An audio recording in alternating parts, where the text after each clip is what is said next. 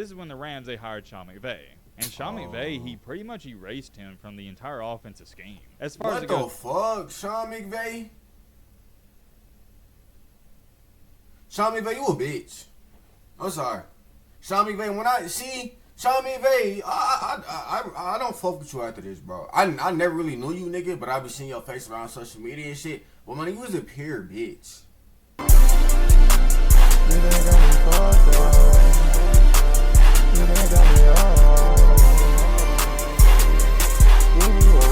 What's good, YouTube? It's your boy Cook Up Drake, man, and I'm back with another YouTube video, bruh. And today, my nigga, we got the sound downfall of that college football legend, Tavon Austin story. And if y'all don't know, I had reacted to the Anthony Thomas video of my nigga Skull Ducks. But I'm not gonna lie, my nigga, that shit pissed me off, bro. That shit was a hard watch. So I'm finna see what happened to Tavon Austin career. If y'all don't know, my nigga Tavon Austin, this nigga used to run the highlight tapes back then as a kid. You know what I'm saying? Everybody used to talk about the highlight tape, you know what I'm saying? I'm pretty sure if it was a football young nigga back then, you know exactly who this is, bro. So if you new here, bro, leave a like, comment, subscribe down below. Follow me on all my socials on the screen next to me. Look in the description as well. On the road to 1,000 subs. Can we please get to 1K? Let's get like 5 likes this video. And without further ado, let's get into this bitch. Okay. But ladies and gentlemen, boys and girls, after that 2016 season, as good as it was, this is where his career, it starts heading in a downhill slope. What we're about to get into, I just want to prepare you, it is bad. And I mean very, very, very bad to say the least. When I was doing all my research for this video, I came to the conclusion that this is one of the most mysterious downfalls I've ever seen and covered. What happened? I'm trying to find out. Over 30 plus years ago, on March 15th of 1990, a college football legend was born. If you had any childhood whatsoever, you remember his mixtape. It got over I'm not gonna lie, my nigga, this nigga, bro, oh my God.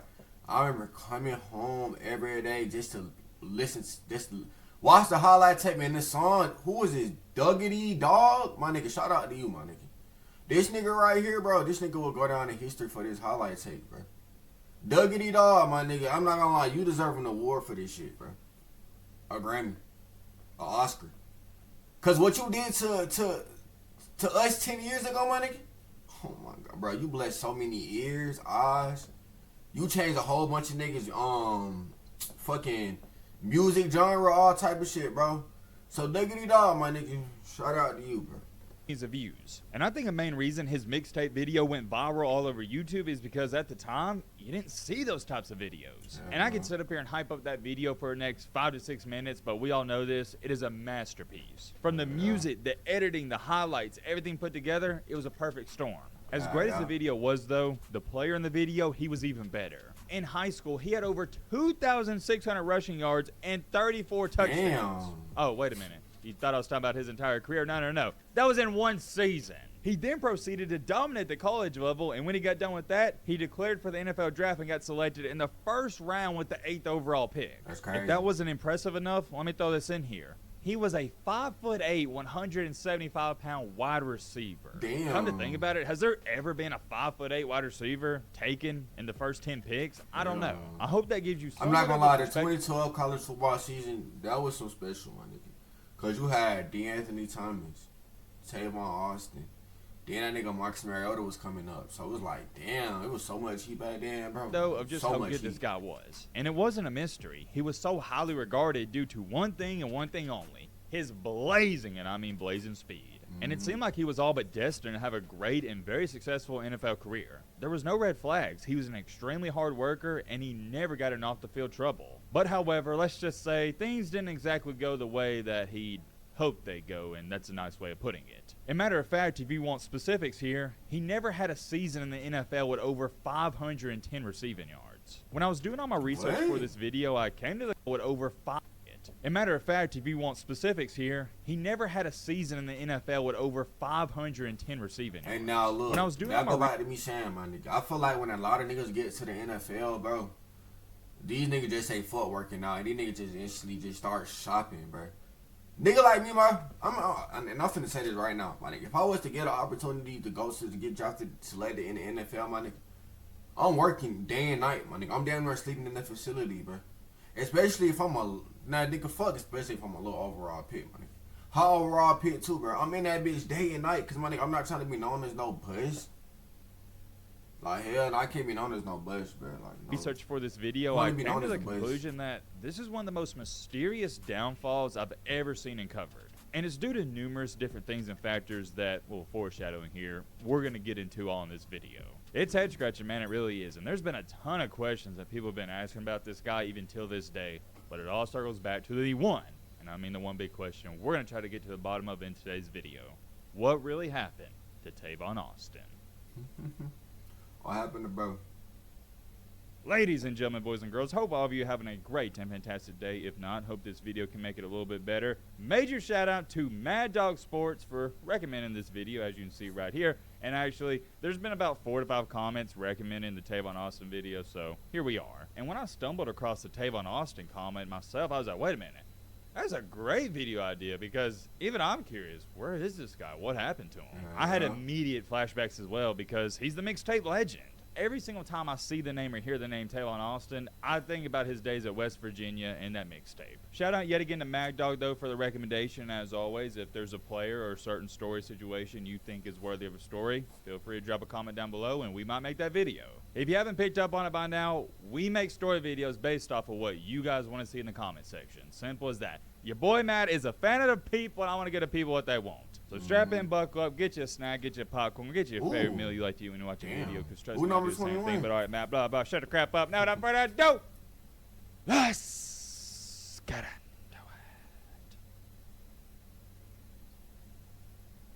it. Man, oh man, good old Tavon Austin. You already know. To get into a story, we got to throw it all the way back to where things started. He grew up in Baltimore, Maryland, and this is where he attended Dunbar High School. And in high school, he wasn't just an outstanding football player, but he was also good at basketball and he ran track. And although we know him as a wide receiver in high school, I'm not gonna lie, we all know, my nigga.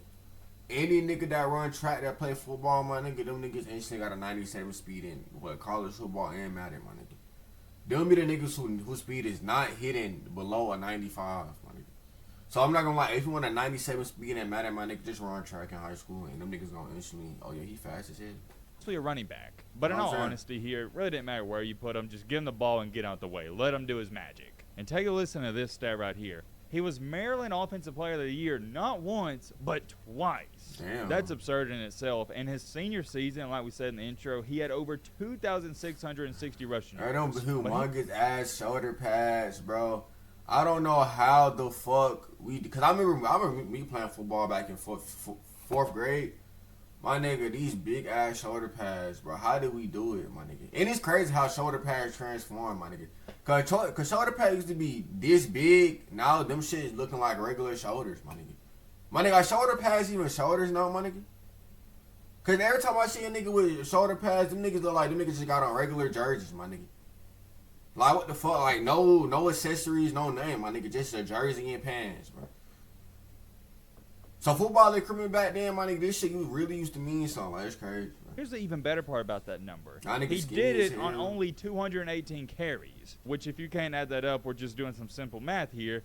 He averaged over 10 yards per carry. Damn. Straight up insanity, to say the least. And he had 34 touchdowns on the ground that year and 2 punt return touchdowns. Coming out of high school, I wouldn't label him as a big-time hotshot because he was only ranked as the 180th overall best player in the nation. Damn. He was listed as a 4-star recruit according to 24/7 Sports, their composite rankings, and out of wide receivers, he was only listed as the 24th best receiver in the nation. And I don't want to sit up here and ridicule these rankings too much because they're projections, but I don't know how anybody watched Tavon Austin play in high school and say, you know what, I think there's 23 better wide receivers than him in the nation. It just doesn't make any sense, but I digress. It's worth noting, believe it or not, he wasn't recruited by your big-time schools like Alabama, Georgia, Ohio State, none of that. He only had 8 offers, and they were from Rutgers, Pittsburgh, North Carolina, Michigan, Maryland, Illinois, Boston College, and West Virginia. And I don't blame the big-time schools for not going after him because I'm going to remind y'all, like I got to remind myself,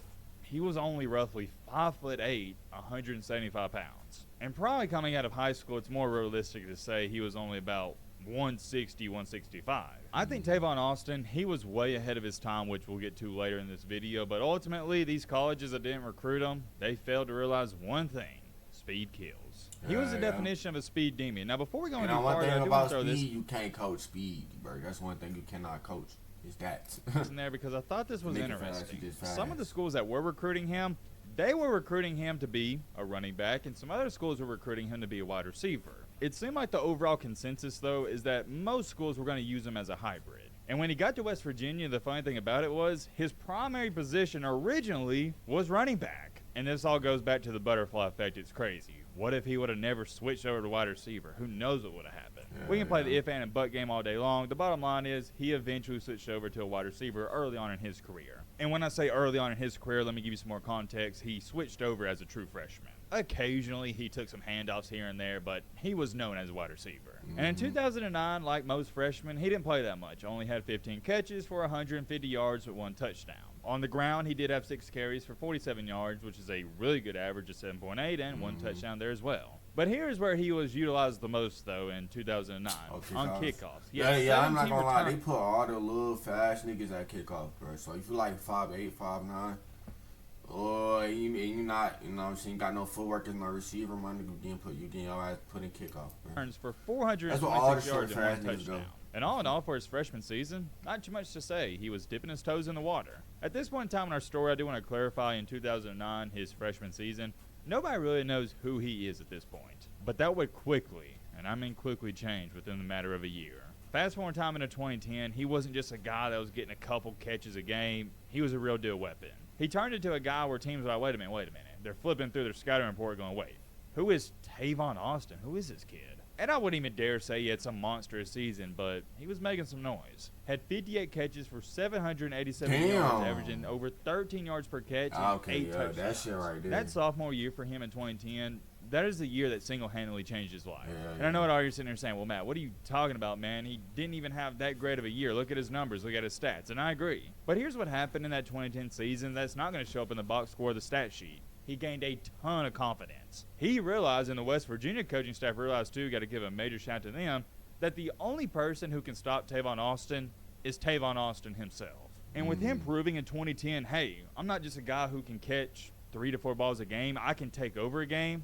That's all he needed. The rest was history. 2011 was his breakout year. He had over 100 catches for over 1,100 yards and 8 touchdowns. But here's the kicker with that. In 2011 as well, he also became the punt returner, and he had nearly 1,000 yards in kickoff return yards. That's crazy. And, oh, yeah, I can't forget to mention, throw in there, he had 2 touchdowns on kickoff. That's crazy. In that 2011 season, Tavon Austin showed everybody, I'm not just a good wide receiver, I'm a game changer. And I want y'all to take a look at these numbers. I'm going to pop them up again.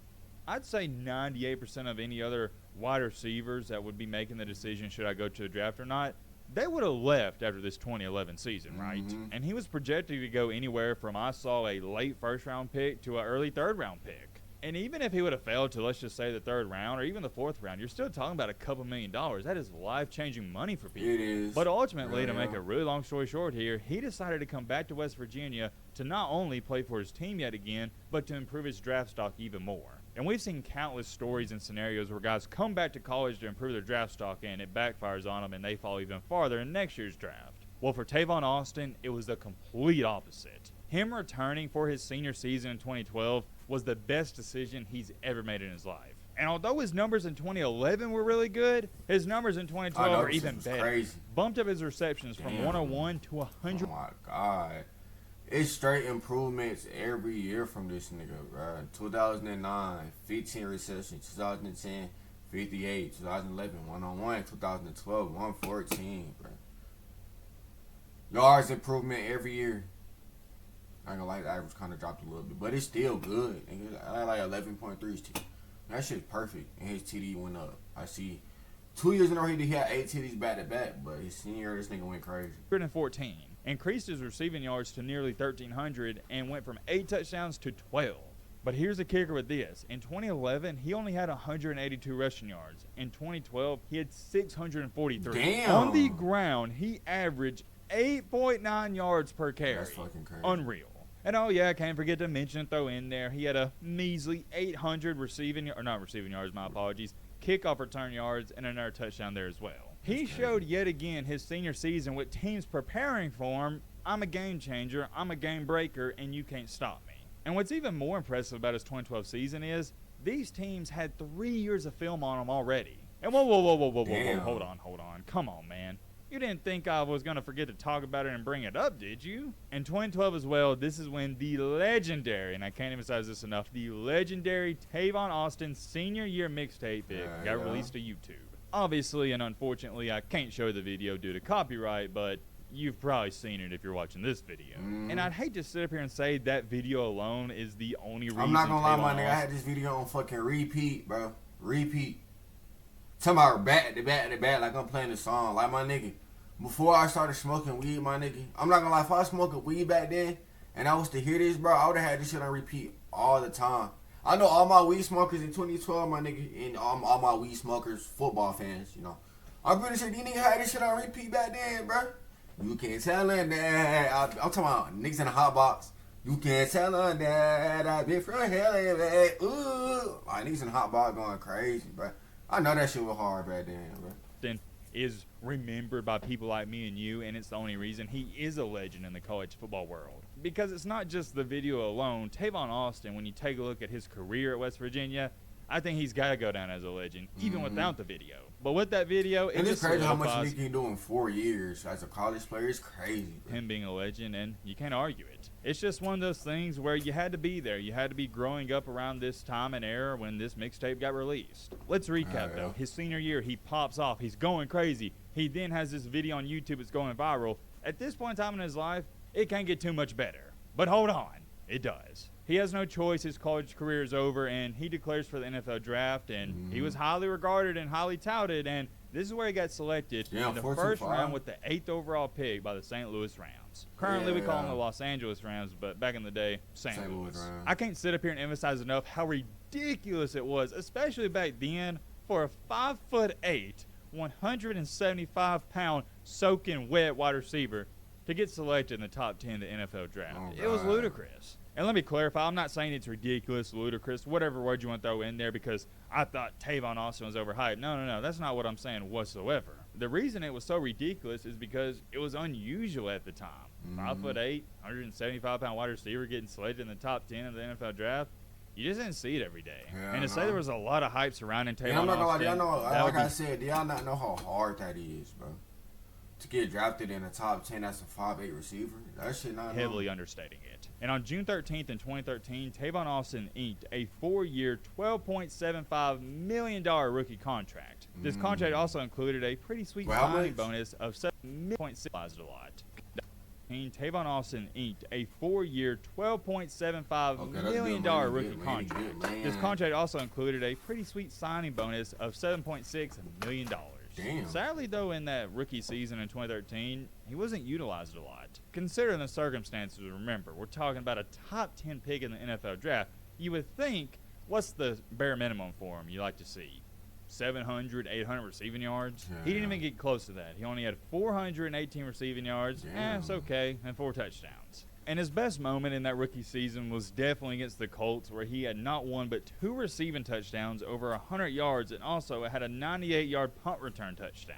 And although he stuffed the stat sheet in that game, outside of that, he didn't do too much. At the time, though, not too big of a deal. No need to freak out. He's still a rookie. Oh, bro, real niggas remember when the NFL first dropped the color rush uniforms, bro. These shit used to go so hard in Madden 17, bro. I used to never take these bitches off in Madden, bro.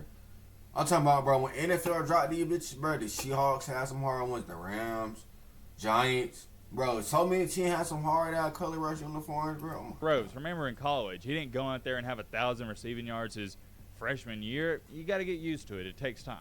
Going from high school to college, that is a huge jump itself. But going from college to the NFL, it's not even in the same atmosphere. Heading into that sophomore year of 2014, there was a ton of hype still surrounding him, and he actually had worse numbers than his rookie season. He only had 31 catches for 242 yards, which is miserable, but check this out. 0 touchdowns. That's crazy. At least that was receiving-wise. On the ground, he did have 2 touchdowns there, so that made up for it a little bit. But I think we can all agree here, his first 2 years, he definitely didn't live up to the hype, and everybody's like, okay, wait a minute. Do we have a bust on our hands here? 400 yards his rookie year, 200 yards his sophomore year? He had bust written all over him, or at least that's what it looked like. So you got to think about it. By this point in time in our story, Tavon Austin has had not 1 but 2 years in the NFL where he has underperformed mightily. And now it's gone from the fans, the GM, the head coach, everybody involved thinking, yeah, we got a great talent on our hands, we just got to give him some time to, all right, time's up. You got to go out there and you got to produce. Also got to bring this up, and this should be common knowledge. The higher So I'm guy guessing gets niggas got. selected, I'm guessing niggas got like 2 years, max to, you know what I'm saying? Be good. Other than that, you gone. then drafted, the faster people expect them to produce. If this were a case and scenario where Tavon Austin was selected in the 3rd or 4th round, there wouldn't have been any pressure on whatsoever. But a top 10 pick, oh yeah. You got to get with the program. You got to start producing ASAP. So heading into that 2015 season, his now 3rd year in the NFL, there's a lot of pressure on him, and I would say to a certain extent here, he rose to the occasion. Had his best year up to date, had 52 catches for 473 yards and 5 receiving touchdowns. On the ground, though, take a look at this, 52 carries for 434 yards, averaging over 8 yards a pop. That's insane in the NFL, and 4 touchdowns there. 2015 as well, he also had a punt return touchdown, so that was nice to add to everything else. That was the cherry on top. And I know his numbers don't jump off the board at you, but I would say that 2015 season, he had a really good year. You got to take everything into account here. He had 500 receiving yards and 5 touchdowns, and he also had 400 rushing yards and 4 touchdowns. So combine that, that's nearly 1,000. In my humble opinion, not bad whatsoever. Is that up to the standard of the number 8th overall pick in the NFL draft? I don't know. You guys let me know in the comment section. Bro, all my real niggas know, bro. Q-tip, these bitches feel so good. It's like my ear always fucking itching in the inside. I don't know what the fuck that shit is. But for me, I thought it was a good year, and he was heading in the right direction. It's also worth throwing this in there as well, and we're about to get to this more the later we get into this story. Tavon Austin really wasn't getting utilized to his full potential. They were trying to use him in every way possible. And that's where teams fuck up, bro. They don't utilize players to their full potential, bro. Like, I know it's like a lot of players on that team, but you gotta learn how to utilize. You gotta learn how to utilize them niggas, bro. You know what I'm saying? If you can't utilize them, it's over with, bro. Credit for that. I had him returning punts, kickoffs, even running the ball. But I felt like on the receiver end, they could have done a little bit more. And although things weren't necessarily going as great as they probably expected them to, the Rams, they were happy with him. And in 2016, heading into that 4th year, they signed him to a 4-year extension for $42 million. Damn. By this point in time in 2016, it is no longer the St. Louis Rams, it's the Los Angeles Rams. And in that year, he was even better, had 58 catches for over 500 yards and 3 touchdowns receiving-wise. He played for the LA Rams? He was even better, had 58 catches. That's crazy. For St. Louis Rams, it's the Los Angeles Rams. I never knew he played for them for that one. I never knew that. And in that year, he was even better, had 58 catches for over 500 yards and 3 touchdowns receiving-wise. On the ground, he did drop off there, though. Only had 159 rushing yards, but he did have 364 punt return yards. But ladies and gentlemen, boys and girls, after that 2016 season, as good as it was, this is where his career, it starts heading in a downhill slope. What we're about to get into, I just want to prepare you. It is bad. And I mean very, very, very bad, to say the least. And some people have tried to argue the reason his career went this way is due to the head coach, which we'll get to in just a second. But first things first, I want to show you his stats and numbers. In 2017, in 16 games played, he only had 13 catches. Damn. Not even 1 catch a game. And here's the sad part, man. He had 13 catches. Not even 1 catch a game. That's crazy. Damn, 13 catches throughout that whole season? Oh, my God. And here's the sad part, man. He had 13 catches for only 47 yards. That's fucking We're talking crazy. about Tavon Austin. The speed demon, only 47 receiving yards in 1 year? What 16 happened? Games played. Absolute craziness. You hate to see it. However, he did have 59 carries for 270 yards, so that was nice to see. And I know what you're sitting there saying, Matt, what in the crap happened, man? What happened to his production? Because I was thinking the same thing when I was doing my research. Well, come to find out in 2017, you can chop this up as a coincidence, but it's really not. This is when the Rams, they hired Sean McVay. And Sean McVay, he pretty much erased him from the entire offensive scheme. As far as it goes, fuck? Sean McVay? Sean McVay, you a bitch. I'm sorry. Sean McVay, when I see Sean McVay, I don't fuck with you after this, bro. I never really knew you, nigga, but I be seeing your face around social media and shit. But man, you was a pure bitch. A pure pussy. Coming out my own mouth, my nigga. Cause there's no way you ain't utilize Tavon motherfucking Austin, the only Tavon, the only one Austin, my nigga. There is no way you ain't, bro. Wait, are you? NFL red, bro. Gotta be. Cause Sean McVay, what's up? The fuck? Oh, that shit that pissed me off, bro. I ain't gonna Passing wise, he did have 270 rushing yards, but still, that's not too crazy. It's just really odd how everything went down because I'm going to remind you, only a year before the season where he only had 47 receiving yards, he signed a $42 million contract. As a wide receiver back then, that was insane. And then you got the new head coach icing out your new $42 million wide receiver. Like, what's the fucking point, my nigga? I'm not gonna lie, my nigga. If I pay the wide receiver 42 M's, my nigga, and the head coach is not feeding that nigga, bro, I'm firing the head coach, bro. What the fuck are you doing? My nigga, that's $42 million coming out of our bank, nigga. Feed the nigga. The fuck? Sean McVay, you would have been out, bro. First season, bro. I'm not gonna lie, Sean McVay, you would have been the one and done fucking with me. Bitch ass boy. Not going good whatsoever, and in 2018 there was a lot of rumors and speculation going on that the Rams, they were going to move on from him, and that's what they did. In 2018, Tavon Austin was officially traded to the Dallas Cowboys in exchange for a 2018 sixth-round pick. When he was with the Cowboys, though, he was dealing with some minor injuries here and there, and unfortunately in 2018, still a non-factor. Only appeared in 7 games, and in those games had 8 catches for 140 yards and 2 touchdowns. After battling some injuries in that 2018 season, in 2019, he got healthy, and this is where he appeared in 14 games. Unfortunately, though, he just couldn't get into the offensive scheme and system. He only had 13 catches for under 200 yards. Damn. By this point in time in our story, it's kind of looking like, man, there may be no reviving this guy's career whatsoever, and he may be on the last stretch here. From 2017 to 2019, he had 3 straight years of under 200 receiving yards. To go on top of all of that, he's now at the point where he's battling injuries left and right. It didn't work out with the Cowboys, and in August of 2020, he signed with the San Francisco 49ers. This is where he was then replaced on the injury reserve list in September, but he was then so niggas used to have the COVID mask up under their helmets, too? I never knew that shit. Like, niggas really used to be wearing that. Like, but I'm not gonna lie, this had potential. Like, I'm not gonna lie. Niggas need to make a ski mask turtleneck or some shit. Like, you know what I'm saying? Just make it all in one. Just to make it. You know what I'm saying? That should have been hard as hell. Shortly after, in October. In other terms here, he didn't even play for San Francisco whatsoever, but he was signed by the Green Bay Packers. And this is where he had to accept a harsh new reality. He wasn't going to be the star wide receiver like he was in high school or West Virginia or in his early days for the St. Louis Rams and then the Los Angeles Rams. He was going to be a backup. And for the Packers in 2020 as a backup, he only appeared in 4 games where he had 5 catches and 20 yards. Didn't wind up working there, and in August of 2021, this is when he signed with the Jacksonville Jaguars. But yet again, he's fighting the injury bug like every player does late in their career. He was placed on the injury reserve list in September 2021, only about roughly a month after he signed with them. And this is where we got a little bright spot in our story and a spark because he was reactivated and he appeared in 13 games. And in these 13 games for the Jaguars, he had 24 catches for 213 yards. Not bad whatsoever. I'm not gonna lie.